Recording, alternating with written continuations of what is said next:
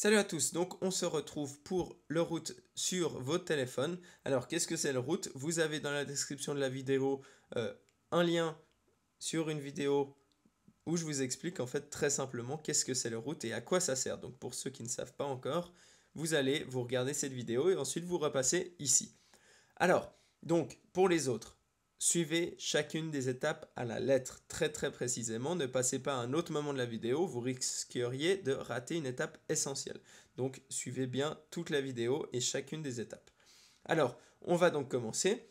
Tout d'abord, vous avez éventuellement dans vos paramètres système une fonctionnalité, comme vous le voyez ici à l'écran, donc verrouillage de réactivation. Avant de commencer, il faut bien vérifier que celle-ci n'est pas activée, n'est pas cochée. Donc vous décochez celle-ci si c'est actuellement coché. Et ensuite, on peut passer donc au tutoriel. Donc c'est parti. Alors, il y a 3 fichiers à télécharger. Le numéro 1 dans la description de la vidéo qui sont les drivers Samsung pour donc que votre ordinateur reconnaisse votre téléphone du moment où vous le connectez à celui-ci. Donc, vous téléchargez ce fichier, numéro 1 dans la description. Ensuite, numéro 2 dans la description de la vidéo, il s'agit du logiciel Odin. C'est le logiciel qui va nous permettre de router le téléphone.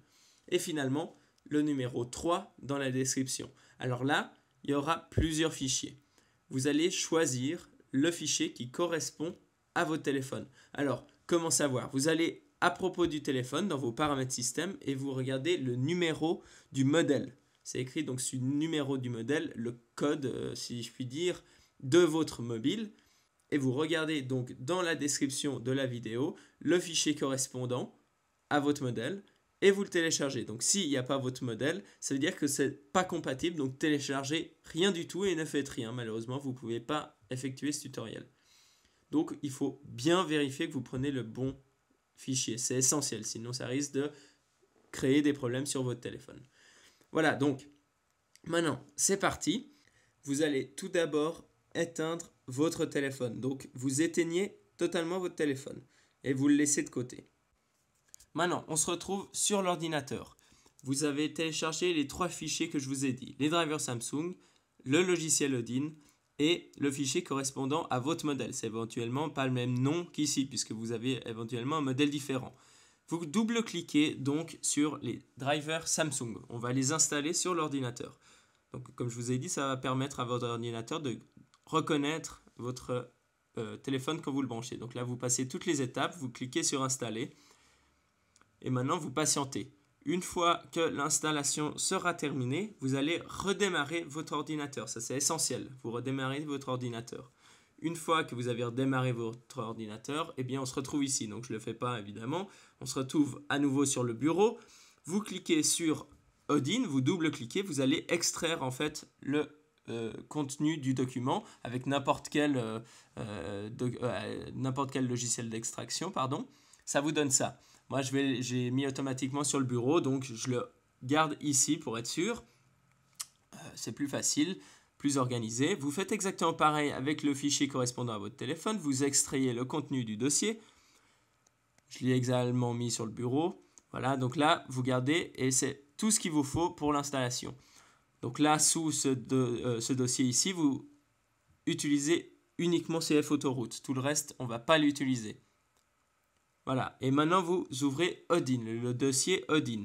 Vous cliquez droit sur le logiciel et vous mettez exécuter en tant qu'administrateur.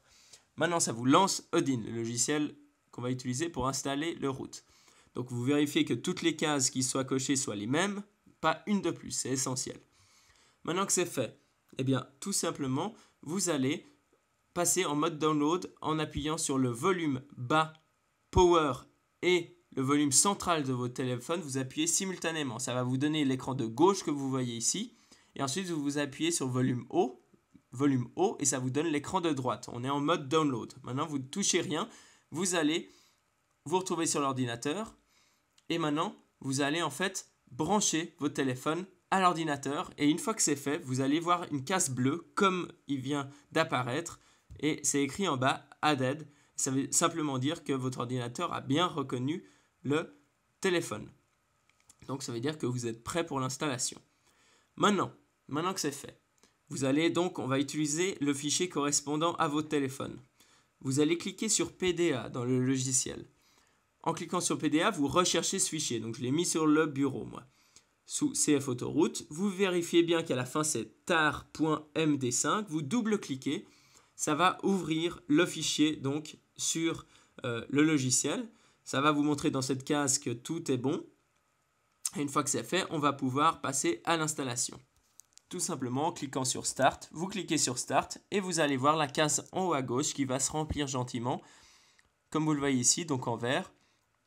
Et à la fin, ça va afficher un écran vert, passe, comme ceci, et donc ça veut dire que c'est tout bon. Maintenant, votre téléphone est censé redémarrer en mode Recovery et installer automatiquement le root. Et en fait, ensuite, ça va démarrer votre téléphone et là, vous avez le root.